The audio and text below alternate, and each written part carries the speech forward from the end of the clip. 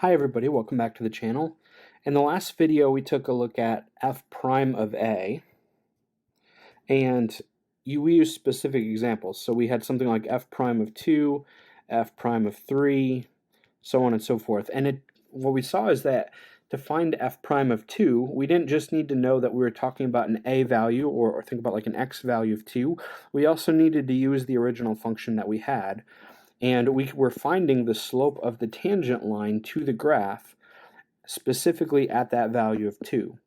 And if you can do this for every different value, then we're not just going to find an f prime of a, we could actually talk about a new function that we're going to call f prime of x, where x could be dealing with every single point on a specific interval.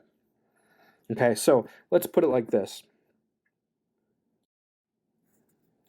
We're going to say that f is differentiable, which the word differentiable means that you can find the derivative of f.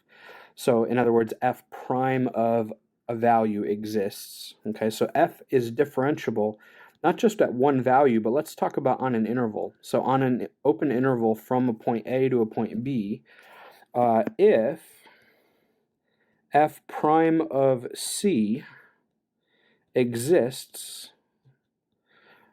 for every value of c on the interval from A to B. In other words, you could find f prime of all of these different values, every single value on the interval, then we say that f is differentiable on that interval. And what we can talk about then is f prime of not just a, but f prime of x is a new function that describes all of the different slopes of the tangent lines for every value of x on that interval. And so we'll see what this looks like. The algebra is actually going to be very, very similar to what we saw in the last video with some examples. We're just going to use x instead of a specific value of a. But what we end up getting is not just a single value, we end up getting a new function. So let's see what that looks like. So let's look at an example. We're going to have f of x is equal to 3x squared plus 2x minus 1. Okay, so in the last problem, or I should say in the last video, what we were finding is something like f prime of a, or we said something like f prime of 2, and we could see how to do that. What we're going to change in this video is instead of talking about f prime of 2, where we only get one value, now we're going to go and we're going to find f prime of x. Like I said, the algebra doesn't really change. So think about what we would have done in the last video with examples. We would have started out by using the derivative formula. And so remember, just as a reminder, we've seen it now a lot. I'm writing it out a lot intentionally. After a few times, you should be able to kind of come up with this on your own. Remember, it looks like your slope formula. It's like a difference quotient that you saw in the past, but now it involves a limit.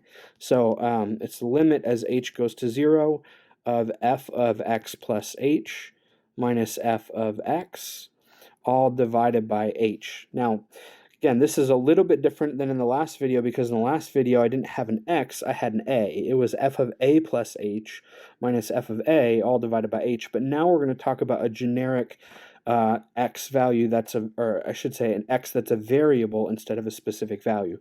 But none of the work changes. It just means we have a couple more variables in there instead of specific numbers. But we're still going to do the same thing. We're still going to use the f function that we have. So go ahead and replace the f's in there with our function that we have. We've got to do this really carefully. So this should look like 3 times, let's see, everywhere you have an x, replace it with an x plus h. So 3 times x plus h squared plus 2 times x plus h minus 1. Minus, and then I said in the last video, make sure you use parentheses there, minus f of x. And so f of x is just your original function that you started with, 3x squared plus 2x minus 1. And this is all divided by h. By the way, a lot of these problems are going to look like they get pretty complicated first as you kind of expand things. And then what we saw in the last video is that after you kind of expand some things and start to simplify, some nice things should cancel out and go away. And then you can be able to kind of keep going from there. So I'm going to kind of put my equal sign a little further over here to the left to give myself a little bit more space. Don't forget to write your limit. So this is the limit as h goes to 0 still. All right, let's see. So this should be 3 times, and then this x plus h squared. We've got to FOIL that out, just like in the last example. So x squared plus 2xh plus h squared, and then plus, I'm going to go ahead and distribute this 2 right there. So plus 2x plus 2h minus 1, and then don't forget to distribute the negative.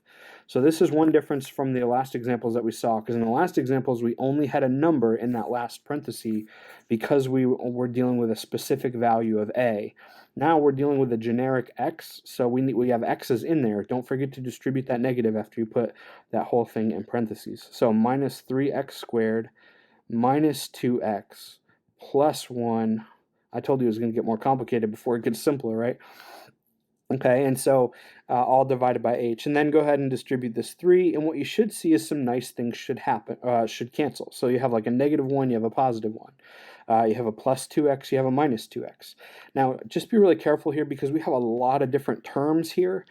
Make sure to just look through them really carefully, kind of one at a time, to make sure you don't lose any. It can be really easy to miss some along the way if you're not being careful.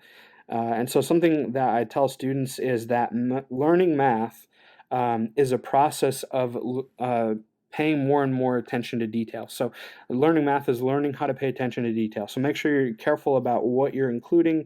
What have you already canceled? What have you not? Make sure you don't lose anything along the way. So distribute the 3 in here. Let's see. So 3x squared plus 6xh plus 3h squared. And then, okay, let's see. So plus 2h and then minus 3x squared, and then all divided by h. All right. Now, again, some nice stuff should cancel. In fact, what we're going to see is this works a lot of the time, every time with polynomials at least, is that whatever you had in your f of x at the beginning, so there was a 3x squared, there was a 2x, there was a minus 1, every one of those terms should cancel somewhere. I already canceled the 1 and the negative 1. I already canceled the 2x and the negative 2x. But this negative 3x squared was in the original f of x. That means there should be somewhere that cancels that as well, and there is. And then you can kind of keep on going from that. So I'm running out of space. Hopefully you have more room on your paper than I have on my little tablet. But you can hopefully kind of see what's going to happen here. What should happen at this point, or at least with polynomials, not with more complicated functions, but what should happen is that, what did I just say about attention to detail, right? This is supposed to be a 3h squared. Okay, got to keep myself in check sometimes too. So 6xh plus 3h squared plus 2h, all divided by h. Again, you can factor out an h on top and then cancel it with what's in the bottom. What should happen, at least with polynomials, with any kind of polynomial that you start with, is that after you've canceled all the stuff that showed up in f of x at the beginning, everything should have an h in it left over. Every term there should have an h, and so you can factor an h out of the top and cancel with the h that's on the bottom. So I'm going to go ahead and pick up where we left off. Limit as h goes to 0 of, we had a 6x plus 3h plus 2. All divided by 8, or actually that was after we had already canceled with an h on the bottom. So this is what we have left over at this point. And now is the first time where we could go ahead and plug in 0 for h. If you go ahead and plug in 0 for h, what's going to happen is the 3h term is going to go away because you're going to have 3 times 0, and you just get an answer like 6x plus 2. Now, with this answer, you'll notice that there's still an x in here. This is not like the last examples where we ended up with just one number. We have an x in here because our original quadratic, I don't actually know kind of where let's just assume this is our quadratic right here. If you're talking about the slope of the tangent line, if you're at this point right here, you're going to have a slope of a tangent line like that. But if you're at this point over here, you're going to have a different slope because it's a completely different looking tangent line. Okay, so every x value that you have is going to have a different slope of the tangent line. So it shouldn't really surprise us that when we find the derivative formula or the derivative function here, that we get a new function that has an x in it, because the slope of the tangent line depends on what x value we're talking about from the beginning. And this is going to be the case every time, or at least almost every time. We saw one earlier that was linear, that when you use a linear example, it's going to have the same slope everywhere. But as long as you're not using a linear example, the derivative formula that you're going to get should have an x in it.